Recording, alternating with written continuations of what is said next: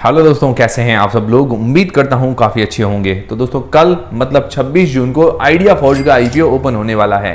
तो क्या हमें इस आईपीओ में अप्लाई करना चाहिए या नहीं करना चाहिए, वो भी हम इस वीडियो के अंदर जानेंगे। उसके अलावा इसका लेटेस्ट ग्रे मार्केट का प्रीमियम कितना चल रहा है वो भी हम जानेंगे इस वीडियो के अंदर। और उसके अलावा इसके अगले दिन मतलब 27 जून को एक और आईपीओ ओपन होने वाला है, सायन डीएलएम का आईपीओ। तो इन दोनों आईपीओ में से कौन सा आईपीओ बेस्ट है, कौन सा आईपीओ लॉन्ग टर्म के लिए बेस्ट है, कौन सा आईपीओ लिस्टिंग गेन्स के लिए बेस्ट है, तो वो हम जानेंगे इस वीडियो के अंदर।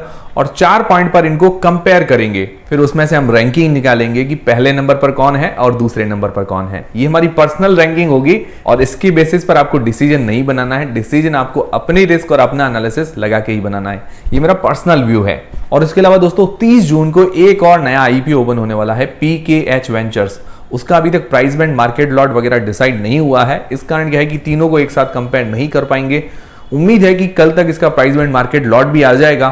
फिर क्या है कि तीनों का एक साथ रिव्यू भी करेंगे और इनकी रैंकिंग भी निकालेंगे, ताकि क्या है कि काफी लोगों के मन में कंफ्यूजन रहता है कि किस आईपीओ में हमें अप्लाई करना है, किसको छोड़ना है और किस में हमें ज्यादा लॉट अप्लाई करना है। तो ये कंफ्यूजन क्या है कि कंपैरिजन वाले वीडियो में दूर हो जाता है। तो अभी इन दोनों आईपीओ का हम कंपैरिजन कर लेते हैं। तो शुरू करने से पहले टेलीग्राम चैनल को जरूर ज्वाइन कीजिए, ताकि क्या है कि रोज जो जीएमपी वगैरह है और उसके अलावा छोटे मोटे अपडेट्स टेलीग्राम चैनल पर मिल जाते हैं और वीडियो का नोटिफिकेशन भी टेलीग्राम चैनल पर आपको मिल जाता है। तो टेलीग्राम चैनल की लिंक डिस्क्रिप्शन के अंदर है।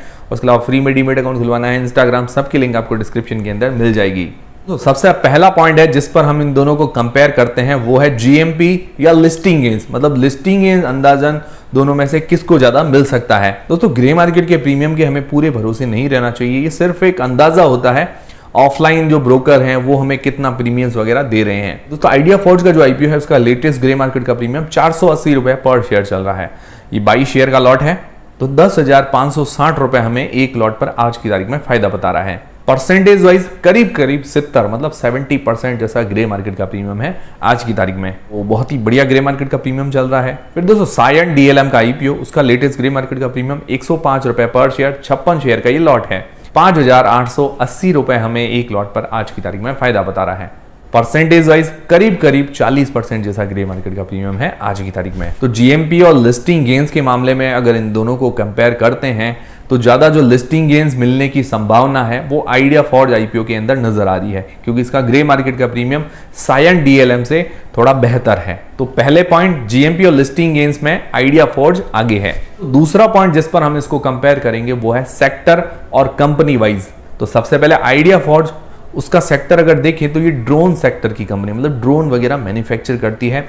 और ड्रोन्स वगैरह मैन्युफैक्चर करने के अंदर अभी बहुत ज़्यादा कंपनीज नहीं है, मतलब कंपटीशन इसके अंदर बहुत ज़्यादा कम है।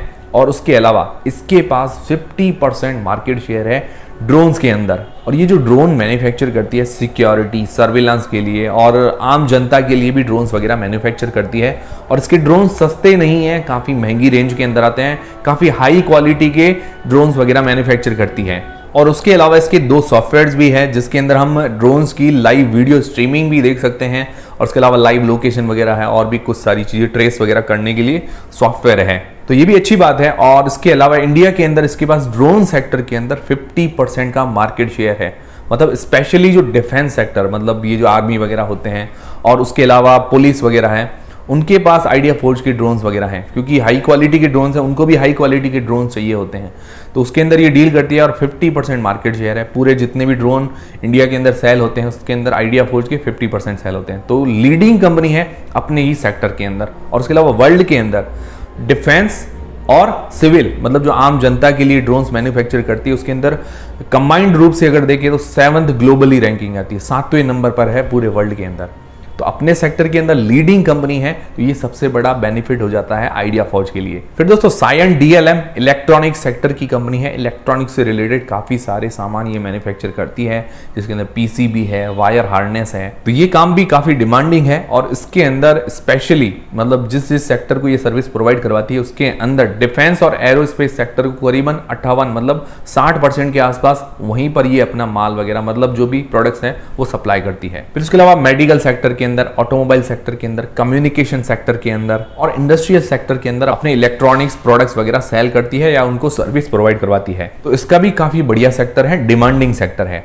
और उसके अलावा इसके पास वाइड रेंज ऑफ सेक्टर, मतलब अलग अलग सेक्टर को सर्विस प्रोवाइड करवाती है, तो इसके पास वाइड रेंज ऑफ एरिया है, वाइड रेंज ऑफ कस्टमर्स हैं, तो ये इसके लिए प्लस पॉइंट है।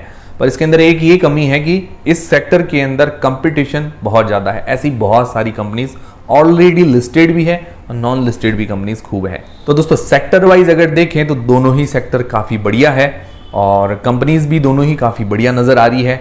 पर अगर सेक्टर के अंदर आइडिया फॉर्ज को देखें तो आइडिया फॉर्ज अपने सेक्टर के अंदर लीडिंग कंपनी है, प्लस ड्रोन सेक्टर के अंदर अभी ज़्यादा कंपनीज भी नहीं है, तो इसके लिए ये बेनिफिट है, कंपटीशन भी बहुत कम है। तो आइडिया फॉर्ज क्या है कि लॉन्ग टर्म में हमें बढ़िया रिटर्न दिलवा सकता है। और उसके अलावा सायन डीएलएम की अगर बात करें तो सायन डीएलएम भी काफ़ी बढ़िया सेक्टर है, पर इसके अंदर कंपटीशन बहुत ज़्यादा है। तो सेक्टर वाइज भी दूसरा जो पॉइंट है उसके अंदर भी आइडिया फॉर्ज थोड़ा सा आगे नजर आ रहा है सायन डीएलएम से। फिर दोस्तों तीसरा पॉइंट है प्राइस बैंड और वैल्यूएशंस। ये सबसे बढ़िया पॉइंट होता है, सबसे दमदार पॉइंट है। प्राइस बैंड और वैल्यूएशंस हमेशा रीजनेबल होनी चाहिए। तो दोस्तों आइडिया फॉर्ज का अगर वैल्यूएशंस देखें, प्राइस बैंड वाइज देखें तो काफी महंगी वैल्यूएशंस है। ये सबसे बड़ा नेगेटिव पॉइंट है आइडिया फॉर्ज के आईपीओ का, क्योंकि अभी ये लीडिंग कंपनी है, अपने सेक्टर के अंदर ज़्यादा कंपटीशन भी नहीं है, तो ये जरूर उसका फायदा उठा रही है। तो उम्मीद थी कि थोड़ा और सस्ता देना चाहिए था, मतलब रीजनेबल वैल्यूएशंस लानी चाहिए थी, पर प्रमोटर्स हैं वो सबसे ज़्यादा फायदा तो उठाएंगे ही। फिर दोस्तों सायन डीएलएम का आईपीओ है, उसका प्राइस बैंड और वैल्यूएशंस वाइज देखें तो ज़्यादा महंगा नहीं है, मतलब रीजनेबल वैल्यूएशंस इसको कह सकते हैं। तो प्राइस बैंड और वैल्यूएशंस के हिसाब से अगर देखें तो सायन डीएलएम एकदम फेयर वैल्यूएशंस पर नजर आ रहा है। आइडिया फॉर्ज जो है थोड़ा महंगा है, इस मामले में मैं सायन डीएलएम को आगे रखता हूं। फिर दोस्तों तीसरा पॉइंट है एंकर इन्वेस्टर्स का, मतलब एंकर्स के अंदर कौन कौन से बड़े नाम हैं। तो आइडिया फॉर्ज का जो एंकर इन्वेस्टर्स की लिस्ट वो तो आ चुकी है, और जो सायन डीएलएम है उसकी एंकर की लिस्ट कल की तारीख में आएगी, क्योंकि एंकर्स के लिए कल की तारीख में ओपन होगा। तो आइडिया फॉर्ज के अंदर भी काफी बड़े और जाने माने नाम है। तो आइडिया फॉर्ज के एफआईआईज के अंदर अगर बात करें, नोमुरा, पाइन ब्रिज, गोल्डमैन सैक्स, एचएसबीसी, और डोमेस्टिक के अंदर अगर बात करें तो Tata, ICICI, Axis, Kotak, HDFC, Aditya Birla sun life, Motilal Oswal जैसे काफी बड़े जाने माने नाम हैं। तो इसके एंकर बुक के अंदर तो काफी बढ़िया नाम नजर आ रहे हैं आइडिया फॉर्ज के। और दोस्तों एंकर इन्वेस्टर्स होते हैं, उनका लॉक इन पीरियड भी होता है, मतलब 3 महीने तक वो शेयर जो है पूरे सेल नहीं कर सकते हैं। इसके कारण क्या है कि जो एंकर इन्वेस्टर्स हैं वो किसी भी आईपीओ के अंदर, किसी भी कंपनी के अंदर थोड़ा सोच समझ कर ही इन्वेस्ट करते हैं, ताकि उनको भी आने वाले टाइम में फायदा मिले। फिर दोस्तों सायन डीएलएम जिसकी एंकर लिस्ट 26 जून मतलब कल की तारीख में आएगी, और कल की तारीख में अगर पीकेएच वेंचर्स का भी प्राइस बैंड मार्केट लॉट आ गया तो तीनों को एक साथ कंपेयर करेंगे। तो तीसरा पॉइंट भी हमने देख लिया, और अब चौथा पॉइंट मतलब कंक्लूजन में ओवरऑल अगर देखें तो आइडिया फॉर्ज अभी थोड़ा ज्यादा आगे नजर आ रहा है। जीएमपी लिस्टिंग गेन्स के हिसाब से भी देखें और सेक्टर वाइज भी देखें तो आइडिया फॉर्ज आगे है, और सायन डीएलएम जो है वैल्यूएशंस वाइज आगे नजर आ रहा है। दोनों ही कंपनी खराब नहीं है, दोनों की अच्छी डिमांड है, पर ज्यादा डिमांड किसकी है, वो आइडिया फॉर्ज की ज्यादा डिमांड है। मतलब जो लोग क्या है कि ज्यादा लॉट अगर किसी आईपीओ में अप्लाई करना चाहते हैं, मतलब आपके पास 10 अब लॉट अप्लाई करने के पैसे हैं, आप ज्यादा चाहते हैं कि मुझे ज्यादा से ज्यादा फायदा मिले, तो आप चाहते हैं कि भाई मैं 7 लॉट जो है एक कंपनी के अंदर अप्लाई करूं जिसके अंदर ज्यादा फायदा हो, और 3 लॉट दूसरी कंपनी में अप्लाई करूं जिसके अंदर थोड़ा कम फायदा हो। तो उसके अंदर आइडिया फॉर्ज थोड़ी आगे कंपनी नजर आ रही है जिसके अंदर ज्यादा फायदा मिल सकता है। लॉन्ग टर्म में भी काफी बढ़िया कंपनी है आइडिया फॉर्ज, क्योंकि होल्ड किया जा सकता है, क्योंकि एक यूनिक सेक्टर की कंपनी है। ड्रोन मैन्युफैक्चरिंग के अंदर अभी कोई डायरेक्टली देखें, मतलब सिर्फ ड्रोन ही मैन्युफैक्चर कर रही है ऐसी कोई भी कंपनी नहीं है। उसके अंदर ये पहली कंपनी आ रही है आइडिया फॉर्ज, और उसके अंदर भी लीडिंग कंपनी, टॉप कंपनी है ड्रोन सेक्टर के अंदर, तो लॉन्ग टर्म के लिए होल्ड किया जा सकता है।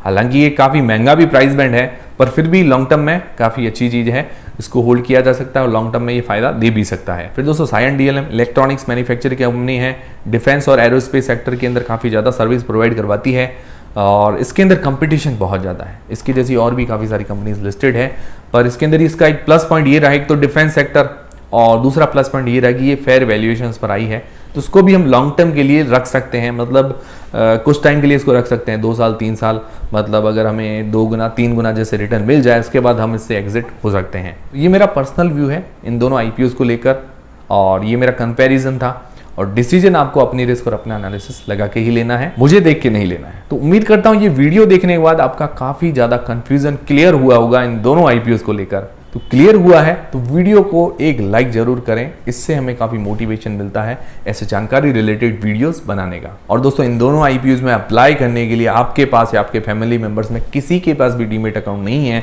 तो बिल्कुल फ्री में डीमेट अकाउंट खुलवाने की लिंक आपको डिस्क्रिप्शन के अंदर मिल जाएगी।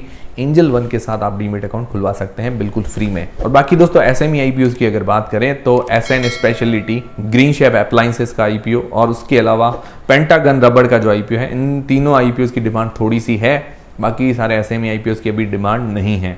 दोस्तों ये थे सारे आज के अपडेट्स। उम्मीद करता हूँ वीडियो आपको पसंद आया होगा। पसंद आया तो वीडियो को लाइक जरूर करें, चैनल को सब्सक्राइब कर लें। मिलते हैं दोस्तों अगले वीडियो के अंदर।